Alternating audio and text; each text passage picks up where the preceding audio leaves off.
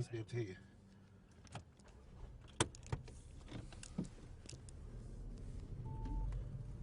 Yeah, go on, Brent. All right, are you ready to start your review? I am ready. I'm ready. Cool. Can you hear me? Yeah. Yeah. Are we good, yeah? Yeah. Everyone listening to this right now, this is a really random one. So this is obviously our 100th episode, and it's a lively episode because I've made an absolute howler. I've got a special guest, and it's like a legendary guest, and I've made an absolute howler today. But we're gonna make it work, and yeah. So keep liking, subscribing, sharing, all of that good stuff. Like I said, our 100th episode. I'm really happy that everyone's made it. You know, helped us get to this. Helped us get this far. Anyway, I'm very nervous because of who we've got. So, do you wanna introduce yourself? Me? Yes, introduce yourself. Who have we got? That's your job. That's my okay. Listen, guys, it's not every day we get an absolute legend of a player on our podcast. This guy has won Champions League. He's won the Prem. He's bad boy goal scorer. Do you know what I'm saying? We've got the one and only Andy Cole. Andy, how are you? Yeah, good, really good. Good afternoon. Okay, excellent. So basically, what people don't know is that I didn't think this was actually going to happen, and I made a howler. So now I'm on my way to you right now, but because of time, and I really do appreciate you giving up your time, I'm literally just doing the beginning of this on the phone, and it's saying I will be there in 15 minutes. So yeah, until then, we can just get into it. So how are you anyway, man? Yeah, I'm cool. I told you I'd do it, man, but like I said to you the other day, I don't do the diary thing, so you know, I know, man. I get caught up in quite a few different things on the same day. So until I sort myself a PA out, I mean, that's the way he's gonna roll at the moment. Oh, what? You ain't got a PA? Not at the moment, man. I'm long. What we got to do is just be like, listen, someone, he needs a PA, and then you're going to get bare people. You're going to get bare people trying to be your PA, boy. So you're good, man. But are you still down at Southend? Yeah, I am. Yeah, I am. How's that going for you? It's tough. It's an eye-opening experience. It's tough. But I mean, all I do, I back the manager. You know, I played with him. I played against him. You know, we've always got on very well. So I appreciate him bringing me in to Southend like he did at Macclesfield. And I'm there to support him as much as I can do. Him and the rest of the staff we got there. Yeah. Was that always your thing, to get into coaching, though? No, it wasn't my thing at all. It was Sol who got me back into it, to be fair. You know, he asked me to come to Macclesfield when he was at Macclesfield, and I kind of like explained to him then. I wasn't too sure about it because, I mean, I wasn't sure if that's what I really wanted to do, you know. But for me to get back into it, it's been a breath of fresh air to get myself back out on the grass and, you know, to get involved in all the banter. So I've enjoyed it. I've enjoyed it at Macclesfield. Really enjoyed it there.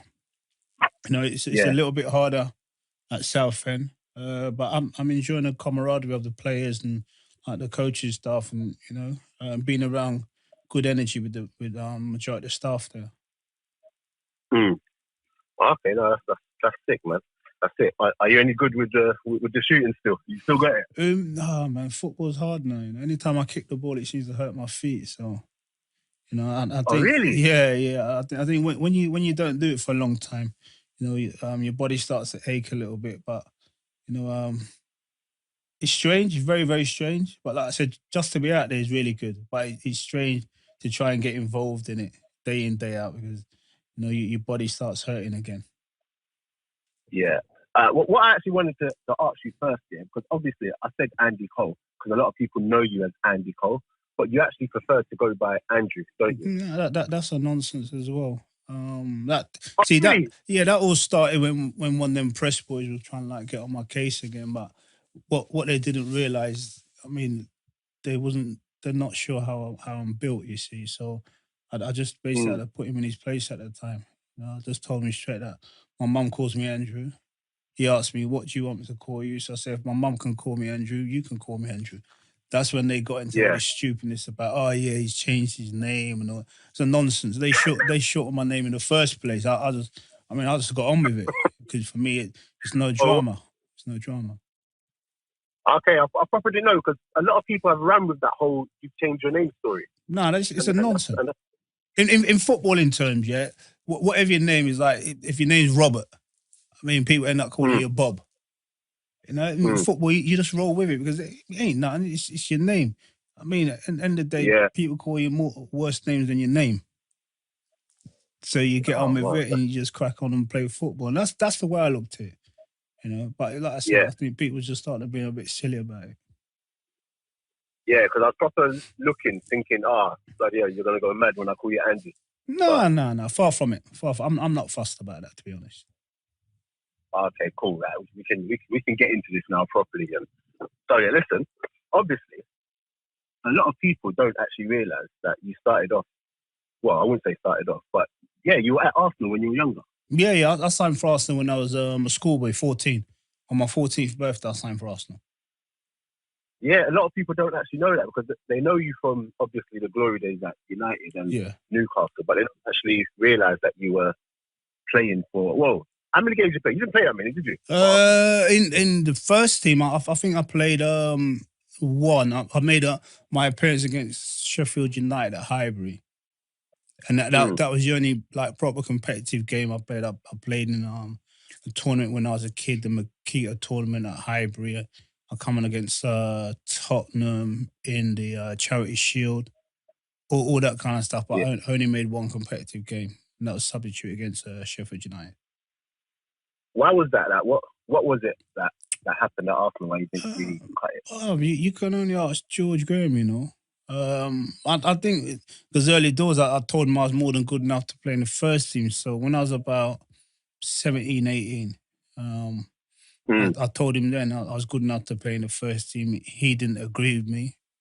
I wasn't going to change my opinion on it because I genuinely believe that's good enough to play first team football. He decided that, like I said, me and him had quite a few arguments about the situation. He kind of like, he banished me, sent me out on loan, and as I say, the rest is history. And it's one of those ones where I know, especially back then, it was one of those like do as you're told. You know, you're not allowed to have your own voice. Oh, straight. And you had your voice from earlier, and they didn't like that. No. It's the craziest thing is, you know, if you look at football now, you're entitled to voice your opinion. But I grew up in the era whereby whatever the manager said to you, people would tell you how high to jump. You have to say, okay, I agree with you. But I'm not built that way. I wasn't brought up that way. You know, I was brought up to voice my opinion when I want to voice my opinion. Even if I'm a quiet individual still. But, you know, when people rub me up the wrong way, you know, I'd let them know. And then I'd just get on with what I'm getting on with. So it was a bit like that at Arsenal. George wasn't... Go on, Bob. I think that's a misconception of you that a lot of people might think you're this rowdy character. Nah. And you're really not. No, I'm totally opposite. I'm a quiet individual, but you know what they say about quiet people. I know. Well, people like you, quiet, and rip the back of the net, mate. I mean, all I try to do is I'll just try to keep myself still, you know, and that's what I try to do. No, 100%. So where would you say it really like happened? Was it Newcastle where it just proper just picked up? No, I wouldn't even say that. I think when it really happened for me is when I went to Bristol City. When I left Arsenal, went to Bristol City full time. That's when it really happened. If it didn't happen for me there, you know, no one would been talking about Newcastle. You know, so I got to Bristol City. Now I done well. I enjoyed it there. I enjoyed my football. I enjoyed playing with the players there. Now, for me personally, that's where it took off for me. Because ultimately, if I didn't do well there, I'd have never got to move to Newcastle. So I've gone there, done well, score goals, and then move on to Newcastle. Yeah, it was really good for me. So how did that Newcastle move come about? Kevin Keegan just literally just call you on the phone one day? Yeah, it was proper random. You know, those times I was living by myself still, and I was out doing my laundry and all that, and then I got a message on my windscreen on my car, and it's from Russell Osman, who was the manager at the time. He took over from Dennis Smith, and told me to give him a call. So naturally, I was thinking, oh man, I've got to be in trouble for something, because for someone to do that, that means I'm in trouble. So then I phoned Oz, and Oz just said to me, Newcastle have put in a bid for you, and it's been accepted, and Kevin Keegan wants to speak to you. And that was that. Kevin called me. He called me by the wrong name. I think he called me Adrian or something like that. He asked me to come out that evening to Newcastle, and I said to him, I couldn't make it that evening because I had to finish doing my laundry, and then I'll fly out the morning after. And then, to be honest, I was just being honest with him. That's all that was. I'm saying I'm doing my laundry. People might talk, he's arrogant. Nah, nothing to do about arrogant. I'm being honest, bro. If I got to do my laundry, I got to do my laundry. Simple things. Priorities. There you go. And that's what I had to do before I left the house and flew out to Newcastle the following morning. Okay, and at Newcastle, you forged a mad partnership with what's it? The Buzz? No, Biz, Peter not Busy, Buzz. yeah. Peter Busy. Yeah. What was it like playing with him? Because a lot of people will forget just how much of a baller that guy was. Yeah, Pete was one of the best players I've ever played with. He was a dream for me at such a young man. I mean, I learned a hell of a lot from him because I was really just coming into footballing as well. Really just coming into it. Not still learning my trade, because I was learning my trade. It's as simple as that. So I was learning my trade, trying to do the right things. And when I joined Newcastle and I played with Peter, I mean, it's fantastic to play with such a player with such great ability, but such a great footballing brain as well. And he helped me a hell of a lot. No, that's decent. How many goals did you get for them? I'm trying to get through all the little easy stuff. I think the year and a bit I did at Newcastle, I ended up getting, I think it was 60 odd, 69 or something like that. Are you doing this? And one thing I didn't know about you up until recently, you didn't even take penalties. No. You didn't take penalties? I took 2 penalties throughout my career. I scored one and I missed one. But those penalties were both forced upon me because no one wanted to take them. I mean, I was always in the vision. I always used to say to people, when they said, Coley, why didn't you take penalties? I said, nah, 12 yards is far. Yeah. Just running joke with him. And then I said, nah, I always want to score proper goals. I mean, getting the right areas and score goals and whatever may be. So like I said, when these penalties were forced upon me, I said, Archer, let me go take the penalty, yeah? And if I score, I score. If I miss, I miss. And that was that. So when you see players now who take penalties and, they're barely getting like 20 goals a season, you come from the era where that's normal. You should be doing that as a top striker. Like, do you now look at them and think, you've got it easy because you should be doing that anyway? I mean, me and York have this conversation all the time.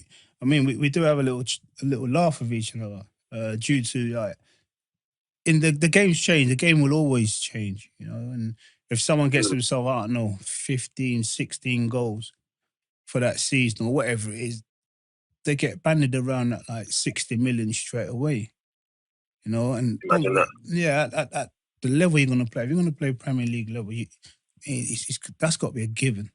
For me personally, that's got to be a given, like 15 goals. It's got to be a given. You got to be looking at 20s. You have to be looking at 20s. But like I said, that's just the way it is now, and you get on with it. If the valuation is what it is, people get on it, accept it, either pay it or move on. And that is football. Do you ever, obviously you probably get asked this question a lot, but how much do you think you'd be worth in today's market? With me? I know. Yeah. I don't know. 10 mil, something like that. Oh, get out of here, back to you say 10 mil? It all depends what people want to pay for you. And I said that's football. I don't know, because everyone's got different valuations of people. They get, like I said, the game's changed so much that like there's not a lot of number 9s in the game. And I mean, out and out goal scorers, Lewandowski and all them kind of men. I mean, if you look at it this way, Yeah, he's a proper player. He is a proper centre forward, and I love watching him play. You know, if he come available now, people are talking about, I don't know, 100 million. You know, and he's a. and he's not getting any younger. Exactly. Which other strikers in the Premier League do you look at and think, nah, this is a real striker right here? I love Aguero. Yeah, cool. Aguero is a bad boy player, and I've always said, people ask me the question, who do you think the best centre forward is in the Premier League? I always say Aguero. I mean, take away he plays for Manchester City and all that. I'm looking at quality. I mean, I've watched this guy play since he's coming to the Premier League. I think he's only a few goals behind, going past my record now. And the guy is quality. And I say to myself, if this guy had stayed fit, like every season, didn't pick up any injuries or whatever, the numbers he most would have got would have been ridiculous. You know? But he is, for me personally, the best centre forward in the Premier League. No, 100%. To be honest, when I watch football today, I don't know how people even make it a debate in the Premier League of who the best forward is.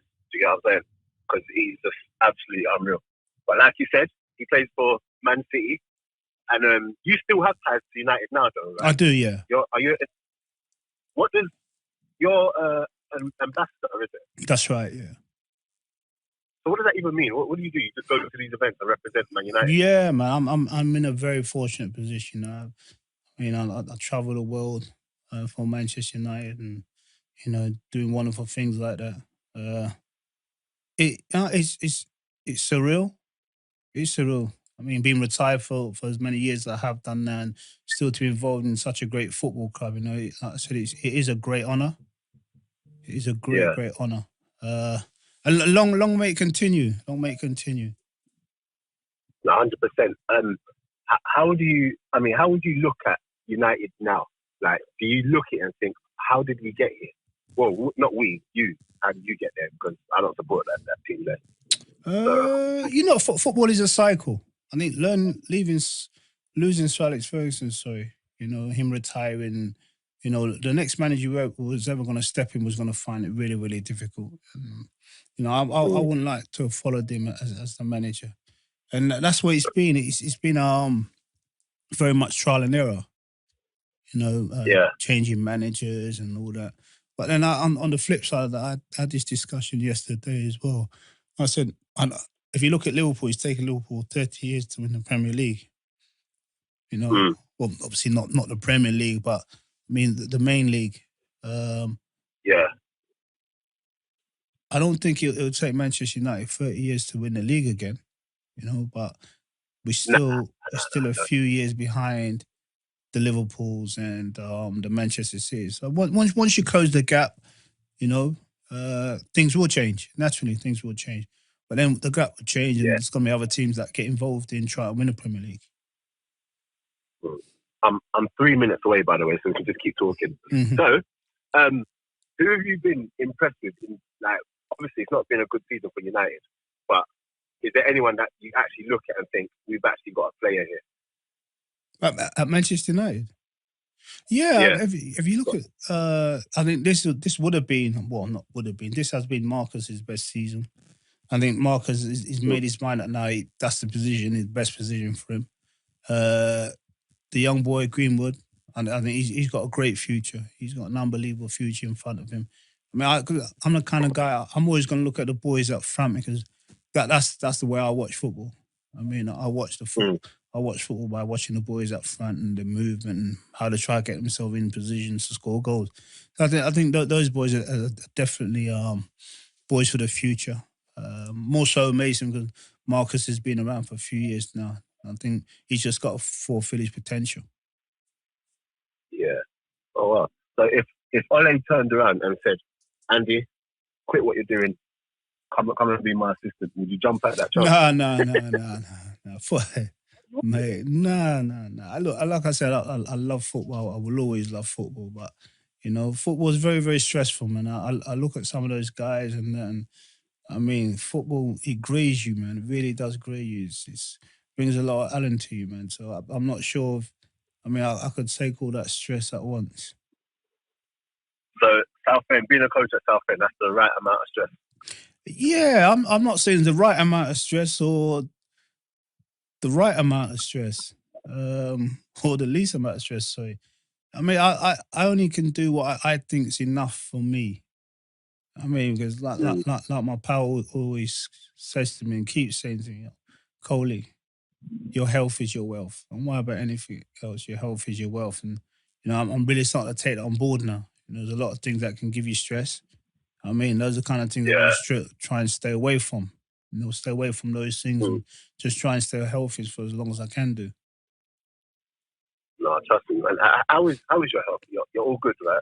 Yeah, I work with it. There's good, there's bad, there's indifference. I mean, there's some days I can't have it, and there's other days when I'm telling myself, yeah, it's half decent today. But like I said, it is what it is. I try my best not to dwell on it too much because I know I've got to live with it for the rest of my life. And that I think that's the toughest things at times, knowing that I was super fit and then knowing that I'm no longer super fit. I know that there's only certain things I can do, and there's only certain things I can get away with, and all those kind of things. Yeah, it becomes frustrating at times, but I mean, I'm still here. I'm still here. My daughter kept telling me I was going to live to 100. So I kept saying to her, if Dad gets a 50, it'll be more than that. So, I mean, let's see how things go. Yeah, no. You're good, man. You have to speak these things. Oh yeah, 100%, 100%. But let me get the 50 first, Baba. I mean, I've got a couple of years to get there. Got a couple of years here. So I'll tell you what's mad. I've pulled up outside now. 1 second. Let me put this on speaker. I pulled up outside now, and then I can tell you're here because I'm just seeing one mad spaceship outside. Can you hear me? Yeah? Yeah, I'm just seeing one mad spaceship outside. So I'm thinking someone must be here, man. Look at this car, man. Oi. Andy. You okay? You good? Yeah, man. Listen.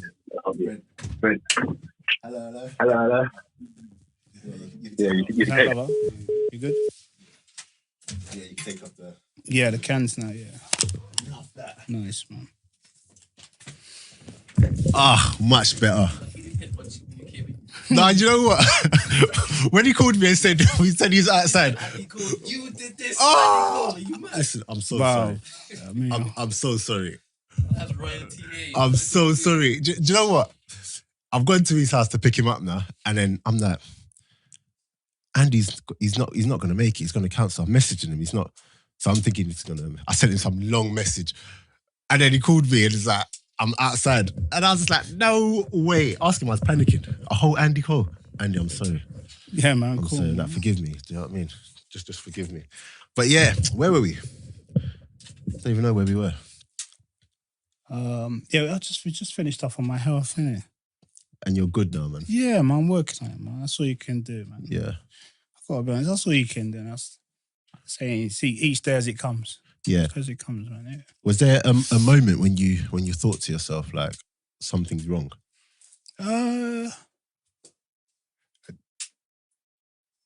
Yeah, I think the only time I had that feeling when I walked into the hospital and my consultant, then who's still my consultant now, he turned around and said to me, how did you get in? So I said, in my drove, innit? What do you think? And he said to me, well, I don't think you should have done that. And then I'm half saying to myself, I mean, I wasn't being rude, but in my head I'm saying to myself, I've known my dad could tell me. You know what I'm saying? Yeah. But he obviously saw something that, I mean, I'm ignorant when it comes to things like that. He saw something in me that he knew then that I had a problem. Now I'm just saying to myself, I need to get out of hospital as quick as I can, because I don't like hospitals. Yeah, trust me. I don't like them. I've been in them for so long, in and out of them, whatever. You know, I remember when I walked in, like I said, the first thing I was saying to myself is like, well, I need to get out of here quick time, quick time. So I think that was the only time I actually thought, when he said that to me, there's something wrong. But then on the flip side, I was saying to myself, now I'll get out of here quick time. Yeah. But obviously you had the transplant. Mm-hmm. And how scary was that? Like, because your body can reject those things, right? Yeah. Within the first 3 months is the toughest period, but then after that, it can reject any time after. But most susceptible, first 3 months, it can reject straight away. Yeah. So how did I feel? I keep saying to people, I wasn't even worried about myself. That was the maddest thing. I wasn't worried about myself. All I kept worried about was like my kids and that. I mean, my kids were my top priority. And I kept saying to myself when I was in it, man, I mean, right, if I don't come out of it, I've got to make sure that the kids are sorted. Yeah. And that's what I kept saying, my kids, my family needs to be sorted, my family needs to be sorted. And at no stage I actually think about, me.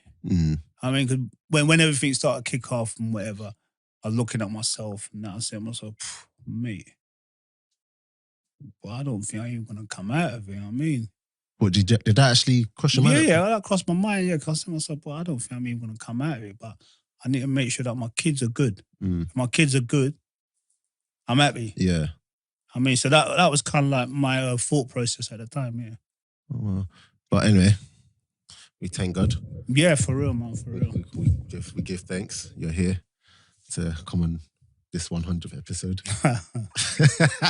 But what I did want to say to you as well is,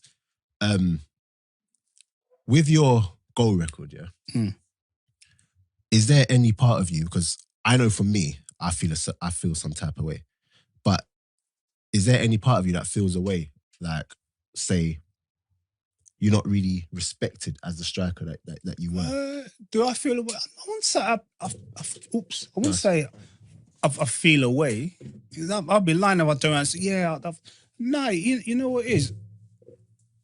I look at it now, being retired for kind of 12 years now.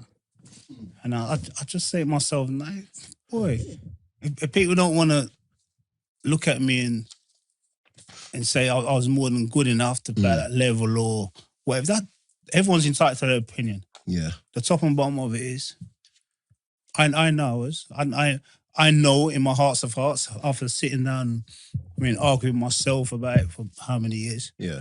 I was one of the best in my generation. 100%. One of the best in my generation. And when people talk about all these stats now and all that, if people want to put my stats against anybody, it all stacks up. Yeah. So if it all stacks up, there's nothing no one can take away from me. Because everything's in black and white now. Everything's numbers. So if everything's numbers, I know I was one of the best in my generation. And I'm so happy that you actually owned that, because you notched up 120-something assists as well. I notched up a few assists, but no one don't want to talk about that. 100, how mad that is. So someone mentioned it to me yesterday about the assist I got as well. I think in the end, I mean, my all round game, I completed a craft that Manchester United started, which was tough, changing. As I say, the toughest thing in life is change. Yeah. Went to Man United, I changed my whole game. I become a better player, become a better person, better footballer. And so it all married itself in. Yeah. No, listen, you're a legend, man. Nah, I'm a simple guy. No. I'm a simple guy. You because you're a humble man. You will say you're just a simple guy. No, that's the best way to be. See, when people say you're a legend, this is everyone's perception. You're a legend or whatever. Man, we're all blessed with a talent. God gave me a talent, and I ran with it. I had two paths to go. I chose to go left, and some other people chose to go right, and me going left was a good decision, because at times I wanted to go right. So I fell into a position whereby I run my talents at times. I nearly threw my talent away by being so headstrong and talking my mind. People ask me, would I ever change anything? Nah, I couldn't change anything. You can't? No, I could never change it. Because if I change anything about myself, I'm diluting myself from what I really am. So I wouldn't change anything. So there's nothing you would look back on and think, I should have done that differently? Nah, nothing at all. Nothing. I couldn't, because I'll be lying to myself. even Teddy Sheringham? No. 'Cause I've been lying to myself. I set myself the start of this year. You know, start of this year. I said, for me, this is a year of truth, man. I've been for the last 4 or 5 years, man. I've been so tough. I'll turn and set myself right. Boom. When the new year ran in, I said myself, man, this the year of truth for you, bro. Yeah. I mean, I've always told people like this, but with me personally, me myself, I've got to start owning what I'm saying now. Yeah. You asked me the question, do I believe I was good enough for people show me a lack of respect? Yeah, they do show me a lack of respect. But I already know what I am. I already know I was one of the best of my generation. Yeah. If anyone wants to argue with me about it, you're more than entitled to. Yeah. But it's in black and white. You can't take that away. I said I did a couple of bits a couple of weeks ago for Man United. And a guy asked me the same question. And he said, playing now, there's only one person who can surpass you. That's Aguero. I mean, do you feel like people disrespect your goal return or you don't get given the credit that you deserve? Everyone keeps asking me this question now. So if you ask me the question, that means you believe that I've not been given the credit. Yeah. So why ask the question? Just come out and say it. I think because we, like, people who watch football. Okay, for me, I never got to play no Champions League. I never got to play in the Prem. I played, you know, a couple international games here and there. Obviously, got to shout that out. But growing up, the players who inspired me to play football were you and Ian Wright. So, in terms of representation, you represented something for us. So when we grow older and we're able to actually look at it, even at the time, and we're like, hold on, they don't respect him, you know. They're happy to put his name up there and talk about him, and he's got the most goals and whatever, but they don't respect you. And if they're not going to respect you, then we have to. Yeah, I hear that. Then we have to. So when I come and ask you if you feel like you weren't respected, I'm doing it from a place of, we know. Yeah, 100. We have to give you your flowers while you're here. Yeah, straight. And I'm glad you said that, because the interview I did yesterday, I told the guy in the interview straight yesterday, when I'm no longer here, I don't want people saying, man, my brother was underrated, you know. Yeah. No, bun that. Yeah. No, straight, no. Yeah. No. As I'm here, I mean, God spare my life, I'm going to be here for a few more years, yeah? Yeah. If you want to talk about it, give me my props now. But not when I'm pushing out roses or daisies or whatever. No. Yeah, we give you your props here, man. Because you're, honestly, man, something else, man. Simple guy, man. But while we're here, England, do you know off the top of your head how many England caps you got? 15, I think. 15. Another thing where it's like, hold on, do you believe you should have got more caps? Because when you look at some of the players that were playing in front of you at times. Yeah, of course. I don't believe that, because I knew I should have got more caps. I mean, but like I said then, and like I will say now, football is politics. Yeah. You know, I got 4 caps under 4 different managers. I mean, when I should have got the opportunity, I was given every reason why I wasn't going to be getting into the team or getting into the England squad or whatever. So it was never meant to be from day one, you know? But as the saying goes, you know, what's meant for you won't pass you by. Yeah. So it looked like it wasn't meant for me. That's why it passed me by. But like I say, I don't sit in a chair at night rocking and saying to myself, oh my God. Yeah. No. That don't happen for me. Yeah. That don't happen for me. It's so unfortunate that if you had the opportunity, well, you probably did have the opportunity because you're Jamaican descent. That's right, yeah. Did it ever even cross your mind to maybe play for Jamaica, or was that not a thing back then? That wasn't even a thing back then. And to be brutally honest, I think that the crazy thing then, when you talk about people not showing me the respect I deserve, it would have been one of those if Jamaica was up there at that time. You know, how could England let someone like that play for Jamaica? Yeah. You know, so it's like a double-edged sword. They don't think I'm good enough, but if Jamaica was up, playing good national team football, then a lot of the Jamaican parentage guys, possibly could all end up playing for Jamaica. You you know. And then you look at it and you turn around and say to yourself, if that was the case, Jamaica would have been a half decent team. Imagine them now. That's what I'm saying. We're half decent. There's a lot of guys here whose parents are Jamaican. I'm a big advocate of players, you know, playing for their where they're from, their heritage. I really do believe that's the only way, you know, the quality is gonna even increase. Do you know what I mean? So anyway, but on to some fun stuff. York and Cole. That's like whenever people talk about who was the best double or the best duo or whatever, York and Cole comes up. You get the Henri Bergkamps, whatever. Just what was it like? It was proper, but you see the maddest thing there, yeah. You see, people are more than prepared to speak about Cole and York partnership, but as individuals, it's like I couldn't actually play the game, but as a partnership, this partnership, Cole and York, this is a proper partnership, and that's what it was. You know, we're polar opposites, polar opposites, which was, I think that was perfect for us. You know, he was a real good player. And he brought the best out of me, and I like to believe I brought the best out of him. When we went on the football pitch to play, man, we was playing on the park. Shall I tell you what match I remember the most from you two? He must say Barcelona. Oh, semi-final. Listen. No, not the semi. That would have been the group stages. No, what was the semi-final? Oh, Juventus. Yeah. See that game there, yeah?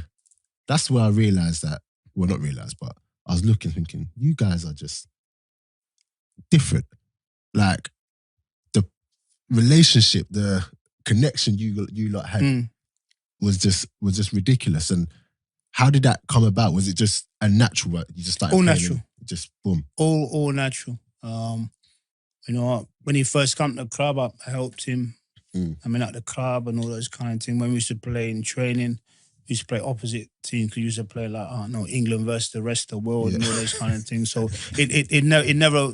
We never played on the same pitch. I mean, never played in the same team and things like that. So, yeah, whatever we done everything was just natural for us. You know, it was like two people coming from the same background because that's what we were. Yeah. You know, fair enough. I was born in England, but I know how my parents raised me. I know where he's coming from. So I know he was raised exactly the same way from me, even if he's from a different island. Yeah. You know, it's still the same thing. You know, and that's why we got on, because we understood each other as people. Yeah.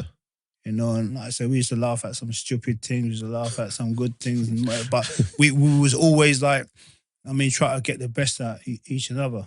Which for me, that really spurred me on. You know, Yorkie, he was a genuine guy. Yeah. A real genuine guy. And like I said, he just wanted the best of me. And he always used to say to me, Cole, I can't believe that you don't get the credit or the respect that you deserve. And I used to just laugh at him. But he said, nah, it's out of order. You're one of the best centre forwards, obviously, to play in the Premier League, and your numbers say it all and whatever. And I do have to laugh. You know, I've had the same conversation with Thierry. You know, and Thierry would say the same thing to me. He said, I can't believe people don't give you the credit that you deserve, because ultimately, if you wasn't English, it'd be totally different. 100%. You know, but it is what it is, man. I'm more than happy with my career, put it that way. Yeah, no, you should be, man. And obviously, daughter? Yeah, my daughter. Your daughter's here. Do you think, does she know just, like, obviously she sees you as dad, but does she actually know the level of footballer you were? I don't know. I don't know if my son does. I don't know if my daughter does, because it's not a conversation I even have with them. Because sometimes I never look back. Sometimes I ask myself the question. I turn around and say to myself, man, do you know how far you've come? You know what I mean, I look at my mum and dad are still alive, and I mean, I'm happy they're still alive. And sometimes I even say to myself, I don't think my mum and dad actually understand. You know, they don't understand. They just look at me. You know what I mean, I said to my pal the other day, I can't remember the last time my dad even calls me Andrew or anything like that. Yeah. I mean, I said to myself, but does my dad actually understand what I've achieved or what he's part of? If there's no dad, there's no me. Yeah. It's like my mum, I don't think they actually understand how far I've come and what I've achieved. It's like, oh boy, let's get on with it. I mean, got a couple of pictures up or whatever, and they just crack on. I mean, it's like my kids. I don't think my kids understand just how far, and just how much their dads that's achieved. Like, Yeah. It is what it is. You know? No, that's mad. We're gonna have to wrap up very soon. I know you gotta go. What I did want to ask, you ain't got to answer this one if you don't want to, but that infamous thing between you and Sheringham, did it literally just stem from when he didn't acknowledge you? Yeah, 100%. That's what it was. 100%. I mean, it's same conversation I was having yesterday as well. I treat people the way they treat me. So you show me respect, it's vice versa. If you show me bad face, I'll show you bad face. That is me. That's my characteristics. That's the way I'm built. But before that, was there any sort of... No, because I'd never really come across him in any way. Yeah, I played against him when he was at Spurs and all those kind of things. But nah. I mean, I remember when I was a kid growing up at Arsenal, you know, I was an apprentice, and some of the senior pros, man, some of them were terrible, man. Used to get the balls and kick them into the field. You got to find the balls. If you don't find the balls, you get fined. I mean, just to hide the boots, hide the kit. Yeah. I mean, all those kind of things. If you don't clean the boots or you find the kit, you're in trouble for them hiding it. And I always used to say to myself, if I ever become a pro and I become a senior pro, I'd always become a good senior pro. Show my apprentice the respect he deserves. Ultimately, he's a human being. Yeah. And he's trying to get to where I am. So for me, it's like mug him off. It's not the right thing to do. Yeah. So that always stuck in my mind. So when that happened, I was making my debut. Whatever country you represent, I'm supposed to be, I mean, a great honour. You know, and I remember I felt so little, I felt so small. Watching England, players make the debut, the senior pros all make a massive beeline for that individual to make him feel comfortable. I mean, I didn't feel comfortable at all. I remember coming on the pitch, I want the referee to blow up straight away. Really? Yeah. It was just a horrible feeling. I didn't want to be out there. Yeah, fair enough, I hit the bar and that, but I'm saying to myself, I don't really want to be out here. You know, because I just felt so small about it. Wow, wouldn't have even thought that. And it continued to, even after he came to... Yeah, I mean, like I said... But it's mad, because you never know. Yeah, you don't, but I mean, your first opinion of someone. Yeah. Yeah, and like I said, I was speaking to someone about this yesterday as well. We always judge people by how they treat you first and foremost. Yeah. So if you meet someone today, like you meet me today, by the time I walk out the room, and go home, you would turn around and say, yeah, I'm half having him. I'm like, nah, I'm not having him. Yeah. We're humans, that's what we do. You know? So when it happened, of course, I was bitterly disappointed. I turned around and said to myself, nah, that can't work, you know?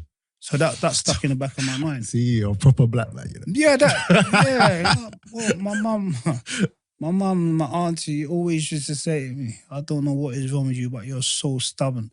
But that's come from my heritage somewhere. I mean, I don't know if it's come from my granddad but yeah, it's part of my heritage where I've had someone in my family's been very, very stubborn. And that's what I've taken. Yeah. That stubbornness, you know. It's not from my dad because my dad's not stubborn. I mean, he's a quiet individual where I get the quietness from. Yeah, my mum's fiery. Yeah, every now and then I'm fiery, but I'm more stubborn. Once I've made my mind up, I'm set in my ways. Yeah. You know, and that's what more I am. Yeah, if someone does me something, I'm the kind of individual, I go quiet and I'm plotting. Yeah. My next move on him. Yeah, that's me. More when I was younger. Now I come out of that madness. But I was me when I was younger, you know. But like I said, you grow and you realise that you can't sit there and fester and start plotting. Yeah. I mean, if you start plotting, that's only going to get you in trouble. No, trust me. But for you now, with life after football, you're pretty just still as busy. Would you say you're busier? No, I'm calm to fair. I'm calm. Forever seeing you. I swear you was in another country just last week. Yeah, you know. I think what it is for me, yeah. I mean, my illness is taking a hell of a lot out of me. It's taken so much out of me that I'm always saying to myself, right, the things that you've always wanted to do, you might as well go ahead and do it now. Yeah. I mean, tomorrow's not a given. And before anything happens, we all, tomorrow, or next week. Now I see it differently. Now I see, boy, tomorrow's not a given, man. So you got to go do what you're going to do. Yeah. So that's what I'm on now. I'm on, I have to do what I need to do now. At any stage, anything can happen. So when people say, probably look really busy and whatever, I'm just doing what I've You're got to just do. doing what you have to do. Simple as that. I'm doing what I've got to do. I mean, if that means I can't work due to I'm tired or whatever, I can't do it. I mean, so these are the kind of things I'm trying to factor into my head. And Andrew, you can't do certain things anymore. It's as simple as that, bruv. Don't try and man up until I said, nah, I can. No, you can't. Accept it. And once I start getting that in my head, I'm good, man. I'm good. Yeah. So do you get days where you wake up and you're like, I'm not doing anything today? If I get days, I'm a write-off. Really? I'm a write-off, man. I don't want to come out of my house. I'm so tired or whatever it is. You know, and these are things I know I have to try and cope with. You know, it's I've got to try and find out a coping mechanism whereby you say, all right, cool, boom. Today's a day off for you, but tomorrow's the next day. Yeah. You know? What do you do like with your spare time, days off? Just in the house? Nah, you know what? Really and truly, I play golf when the weather's right. You know, I spend a lot of time now with my mates or my family or whatever. Wait. Tell the truth, yeah. At what point did you start playing golf? You know when I started playing golf? When I retired. Of course. When I retired. Of course. I mean, Yorkie, when we was playing and that Yorkie's trying his best to try to get the ball, I said, nah. What is it about golf that players retire and then they just start playing golf? I don't know. I used to say, nah, big man don't play golf. I mean, and then when I retired, we was like, man's got to play golf straight. I'm saying, but yeah, I think that's been really good for me. That's been really good.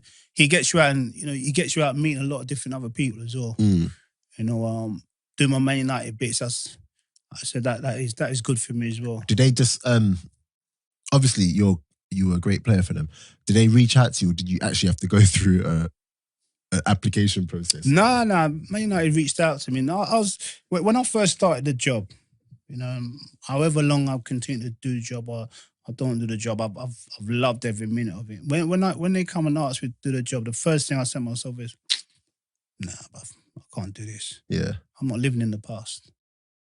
I said to myself, I can't live in the past. I don't want people saying, oh, you're only doing it. I said, no, I'm retired. And I always say to people, I don't want anyone believing that I live in the past, because I don't. Yeah. So when they sat down and explained to me, and I said to them, I'm not sure. They said to me, Coley, come on, man. I said, nah, I don't want people thinking what I've done in the past, I can come in and live off that. They said, no, don't be stupid. I mean, come and do it a couple of times. If you like it, you like it. If you don't, you can turn and sit back. So I went in, enjoyed it. I mean, obviously catching up with some of my ex-teammates who were still playing, and a lot of the other staff that was still there. And I've loved it. I've loved every minute of it. You know, now it's in different capacity because I don't play anymore. Yeah. But to see how football clubs run, you know, it's special. I mean, to see how they generate revenue and get involved in all different things as well. It's really enjoyable. But like I said, how long it continues, I don't know. I don't know. That all depends on how I feel, how my body feels, and mentally. I mean, if I can continue to keep going, but I love it. I love it. Okay. Well, we're gonna wrap up in a sec though. But quickly to speak on Sir Alex. What was he like as a manager? Yeah, for me personally, yeah. I heard you didn't even like him too much in the beginning. You know, I wouldn't say I wouldn't like it. I didn't like it because I've always liked him. I'll just say to myself, this man's stern, you know. I mean, I'd say, you know, he used to remind me of my dad. Yeah, when I was young. Yeah, and my dad used to shout after me. And I used to look at my dad and I said to myself, oh, even you talking to? In my mind, I said to myself, even you talking to? But then you realize this is your dad, you know what I'm saying? Yeah. When I was younger, my relationship with my dad was tough. You know, but in saying that, I think most boys in my generation going out with their dad was tough. Yeah. You know, and now my dad's a top man. I mean, I love him to bits. And the relationship I got with him now is mad crazy, considering what I had with him when I was a kid. You know, but growing up with like Sir Alex Ferguson as my manager, I'm saying to myself, oh, you can't talk to people like that. I mean, but then I started to realise why. All he ever wants from you is the best. Simple as that. He wants nothing more, nothing less. He wants the best for you. He wants you to give him your best as well. And that's how he got the best out of me as an individual. That's how mentally got into my head. Every other manager I see him come across, wanted to try and challenge me. Nah, you can't try and challenge me because I love you thinking what I don't even think. Yeah. You can't. You know what I mean? Like, I mean, when I was a kid, and that people used to say, to me, yeah. I mean, people used to come and say, "Oh, I'll get into his head," and I used to say, "You can't get into my head because some days I don't even know what I'm doing." Yeah. Yeah, but you're trying to get into my head, Mm. and then people used to turn around and say, "Oh, he's arrogant, he's this and that." No, because you can't get into my head like you wanted to. Mm. But he was the only person who actually knew and took me for an individual and say, I know what Coley's all about. Don't worry about that. Yeah. I know when I can challenge him. I know when I don't need to challenge him. Yeah. And I know when just to leave him alone. Yeah. I mean, he was perfect. He could play me like the piano. Mm. That's how good he had me. Yeah. And I will always respect him for that. Like I said, he was the only manager who actually got in here, understood what I am. Yeah. I mean, he always used to say to me, "You're proud man." I said, "Yeah, I am, but that's my upbringing." Mm. He says, "Yeah, I know, but sometimes." I said, "Yeah, I know, but I've got to be proud. Yeah. I'm a black man. I'm a proud black man. Trust me. But I'm proud from where my parents have come from, what they've done for me." And he used to say to me, "I know, and I appreciate that." You know? I'm sorry. I have to freak out. This is Andy Cole. I have to freak out. I'm going mad in my head. Don't get. Oh my God, this is Andy freaking Cole. But last one. Okay, no, last two. The other week, Roy Keane and Jamie Carragher were going back and forth. Did you watch it? Yeah. And Roy Keane was like, at first, no, I have to put both of them up there. And he was so loyal to his team. Straight. And did that surprise you in any way? Skip, no. Not with Skip. Nah. I mean, I've got a good relationship with him. You know, away from football, good relationship. When we play on the football pitch, we have a good relationship. I love him. I love playing with him. I mean, you would always have him in your team because he's a leader. You know, he's a warrior. And he could actually play. Like, people don't give him the credit for. He could play. He could more than play. Yeah. I'm saying he was a real baller. But when I was watching it, I was laughing because I already know that he would never ever throw any of his teammates on the bus. Yeah. In the end, he was all saying, "Yeah, I've got Van Dijk in there, but Ronnie's unlucky." Yeah. And that's Skip. Yeah. Because, and until someone supersedes what we've done, yeah, it's totally different. But no one has. So we can talk about, yeah, he could be in it, he could be in it, he could be in it. But ultimately, that is what we've achieved. Yeah, it's over one season, but we've done it over a collective season. We didn't win a treble, but we won a double, we won the league or whatever, won the cup or whatever it may be. That's what it's all about. It's and like that's maintaining. my point with Liverpool when people come and say, they're one of the greatest teams. I'm like, listen, they haven't dominated like football for what they're doing is good. Oh, yeah. What they're doing is great. Yeah, but not dominated. But they're not dominating. No. Like, you don't even know what it's going to be like next year. Do you get what I'm saying? So, no, but I can't stand Liverpool winning it, you know. Like, I support Arsenal, but Liverpool winning something, their fans, I can't take it, you know. Yeah, and that's the maddest thing, you know. Everyone says the same thing, you know. When Liverpool win the league, it's just a matter of time. Yeah. You know. We hear about it for a hell of a long time. Of course, for Liverpool, it's been, 30 years? We still hear about 30 years ago, you know, that they won it. That's what I'm saying. So you're going to hear about it for another 30 years if they don't win it, you know. But, yeah, they've been the best team. They've been the best team by far. And that's why, 25 points clear? Yeah, ridiculous. It speaks volumes for how they've done this season. If you had to name your top 5 players played with and played against, and we'll wrap up on that. So played with. Oh my God. And obviously I'm asking you on the spot, so if anyone gets left out, it's not a personal thing. No, definitely not. Bloody hell. That's a tough one. Scholes. Love that. Scholes had to be there. Scholes, Keane. Wow. That's a tough one, you know. That's throughout my career, isn't it? I doubt you've never been asked that question. You know what? It's usually one. Oh, one. Oh, what? So best player you played with? Scholes. Keane and Scholes. Oh, really? I can't split them because I can't have one without the other. Yeah. Because one was he could play ball. But the other one was could play ball as well. And was stern on the pitch and could ice a man out and all them things. You know, so he could play as well, Skip. Okay, what about against then? Against, oh my God. The real Ronaldo. Yes, the real one. Zidane. Wait, was it? I don't know. Am I missing? 3-2 at Old Trafford. I didn't play that day. I'd left Man United by then. Yeah. He was at Real. Yeah. He got a standing ovation. Yeah, when off, he was off the pitch. Yeah, I watched the game. Yeah, he was. Okay, cool. Yeah, I was at Old Trafford that night. He was unbelievable. So yeah, him, Zidane, Del Piero. Who else? Please tell me you have to put one Arsenal. You know what? I don't care if it's yours. You have to put one Arsenal player in there. Nah, man, I play against some ballers, but who else is up there? Dennis Bergkamp. Dennis was a very good player. I'm not more than a very good. Dennis was a world class player. But when you're playing in like the Champions League and you played against some top ballers, top ballers. These are the guys I used to look on TV and say to myself when I stand in the tunnel, I can't believe I'm even playing against them, man. I mean, your brethrens phone you out and say, you know you're going to play against. And when we used to watch him against such and such, I said, yeah, cool, man. What's wrong with you? I've got to go play ball against them. You know? So what? Even because you were playing for United, and this is one of the biggest teams in the world. So you were still in the tunnel getting Straight. like, wow, I'm playing against. Straight. Yeah, because that's what people don't understand. When you're playing at those levels, yeah, when you start off as a kid, aspiration are to become professional football. Of course, we all want to play at the highest level, but out of 100, if 5 play at the highest level, you've done well. So when you're playing against Ronaldo, I remember watching Ronaldo play World Cups and that. I'm standing in the tunnel next to him. Playground thing for him. Del Piero, Zidane, Buffon, all them, man. I'm turning around and saying to myself, man, this is crazy. I'm standing in the tunnel. I'm going to go play ball against these, man. You know, Effenberg, Mercedes.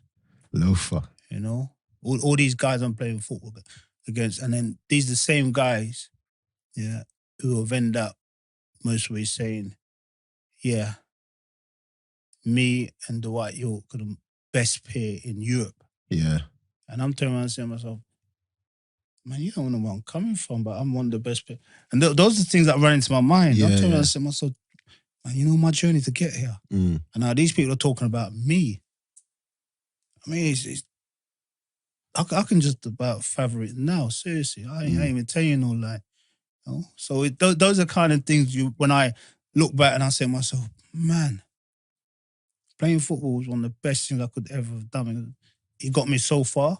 Like, growing up, I could never, ever believe I'll get to them levels. But when you get to them levels and you look back and people are still talking about it, I'm 48 now, people still talking about, oh my God, I remember watching you when you were a kid and I'm saying to myself, it's a mad thing, you know? Mad. Yeah, it's straight. proper mad. But, very quickly, because I had someone ask me this question. The Newcastle fans, what were they like? Yeah, Newcastle fans are proper fans. Proper. Really, really, really good, yeah. Really good. At St. James's Park, when I used to play there, you know, 30,000, you'd believe like there's 60,000 in there. Yeah. Passion, noise, everything. It was an experience that I'll forever behold.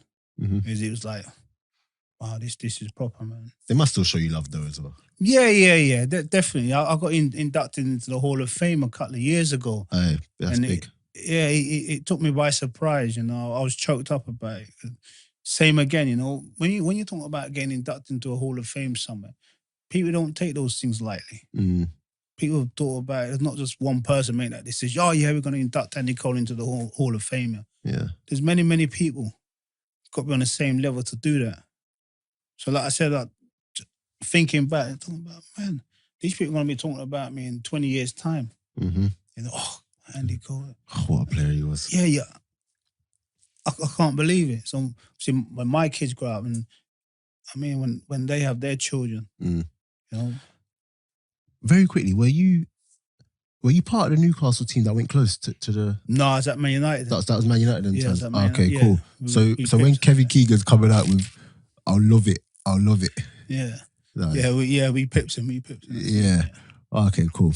But Andy, listen, for me, this is an absolute pleasure. Oh, no problem. Thank you. And again, it's because of people like you that people like myself and so many other people go on to love the game and love football, man. So to have you here sitting down and talking on this platform, I really appreciate it. And again, I would say, even if the mainstream or whoever don't want to give you your flowers, just know that there's a whole community behind you who do give you your flowers, man. I mean, all I've tried to do is inspire my next generation, the next generation after that. And just follow your dream, man. You have to follow your dream. Follow your dream, man. Guys, listen, if you're listening to this is the last podcast. I'm done. No more pod. So you lot go find... Okay, there's going to be more pods, but I'm just like over the moon right now. But guys, keep liking, subscribing, sharing. Thank you again to Andy for giving me your time. I hope you've enjoyed it. Yeah, it's been good. Love that. Just let us know. #CounterAttack Podcast. I'll put everyone's ats and everything in the bio. So guys, we're out. Until next time. Bless. See ya.